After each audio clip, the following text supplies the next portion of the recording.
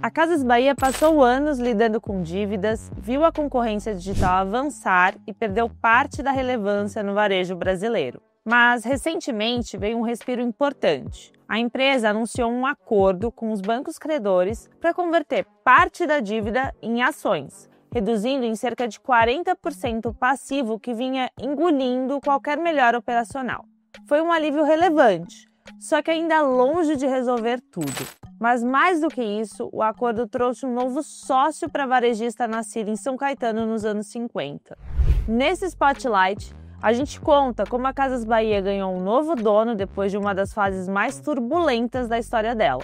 Mostramos quem é a gestora que saiu do quase anonimato para assumir 85% da varejista e mergulhamos nos bastidores dessa aposta bilionária. Um negócio que deu fôlego imediato para a empresa, mas que ainda carrega desafios nada singelos, como uma dívida ainda bilionária, a necessidade de recuperar a confiança do mercado de crédito e de voltar a crescer de forma intensa no crediário e nas vendas.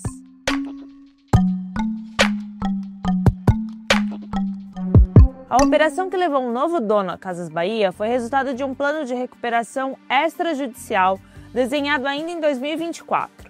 Pelo arranjo, as dívidas foram divididas em 3 séries. A primeira, com vencimento só em 2027, a segunda, totalmente concentrada em Banco do Brasil e Bradesco, foi convertida em ações, e a terceira, mais pulverizada, teve o custo ajustado para CDI mais 1%. A conversão da segunda série, mais barata, garantiu uma economia de 230 milhões de reais por ano em juros. Mas, como alertou um gestor próximo à empresa, não resolve o problema ainda. Só em agosto, todo mundo soube a identidade de quem comprou as ações que os bancos converteram. Era a gestora Mapa Capital, pouco conhecida para o público geral. Em vez de esperar um investidor ser chamado pelos bancos, foi a própria gestora que estudou a situação e procurou as instituições com uma proposta. Essa postura ativa ajudou a antecipar um movimento que estava previsto só para outubro, e é nesse ponto que a Casas Bahia passou a ter um novo dono de novo. Não era a família Klein, que fundou a empresa, nem o GPA, que já controlou a rede. Era uma gestora de pouco mais de 10 anos que assumiu o controle de 85% da varejista. Mas afinal, quem é essa nova dona?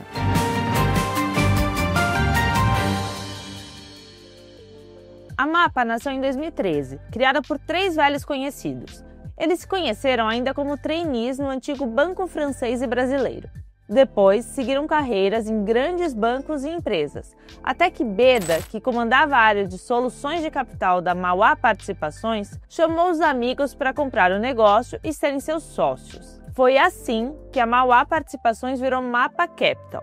A proposta era clara: unir experiência em finanças para ajudar as empresas em crise. De um lado, assessorando em reestruturação de dívidas e questões de governança. De outro, comprando participação e colocando a mão na massa. Na lista de assessorados estão nomes como Sky, Alubar e Agastur. Já entre os investimentos, o mais conhecido foi o Guia Bolso, que entrou em 2013 e saiu em 2021 vendido ao PicPay. Mas ela também tem uma pequena fatia na Veste, dona das marcas de roupas do Dalina e Leni, e é controladora da Plascar, de autopeças de plástico. Com o tempo, o negócio de equity cresceu mais do que o de assessoria. A Mapa já movimenta 3 bilhões de reais nessa frente. Só que nada se compara à escala da Casas Bahia. Sozinha, a operação da varejista já representa mais da metade de todo esse valor. E é por isso que, de repente, uma casa ainda conhecida por poucas pessoas passou a ser observada com lupa pelo mercado. E o desafio é grande.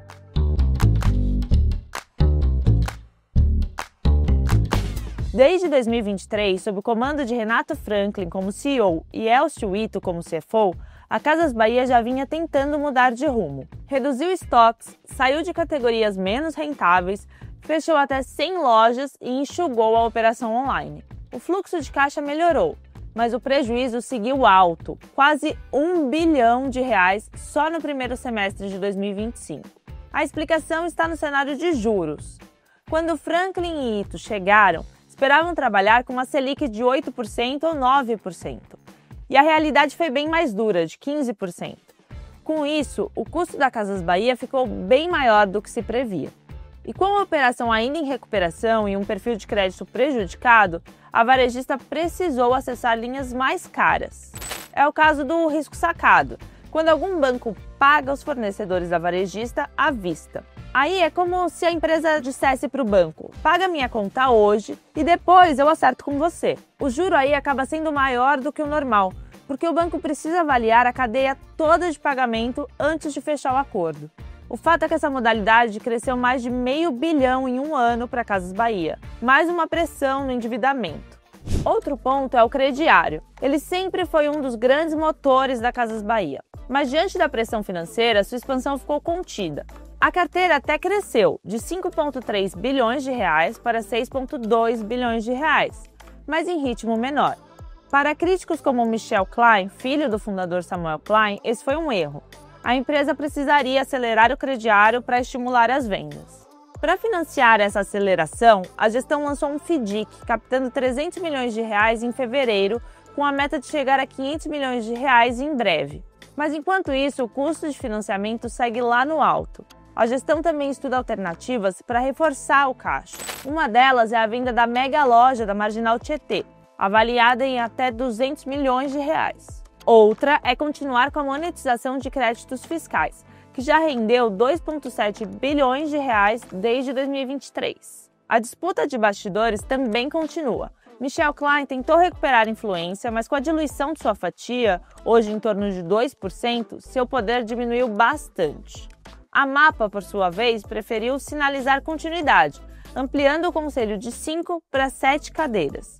Emplacou os nomes de Fernando Beda e André Hellmeister e ainda de Jackson Schneider, ex-executivo da Embraer. Agora, a grande questão é se a Mapa vai conseguir transformar esse respiro em uma virada real. A Casas Bahia já foi sinônimo de crédito fácil e consumo popular. Hoje precisa provar que consegue sobreviver em um varejo digitalizado, competitivo e sem espaço para erros. A aposta da Mapa é alta e o mercado está de olho para saber se essa história vai terminar em uma reviravolta ou em mais um capítulo de crise.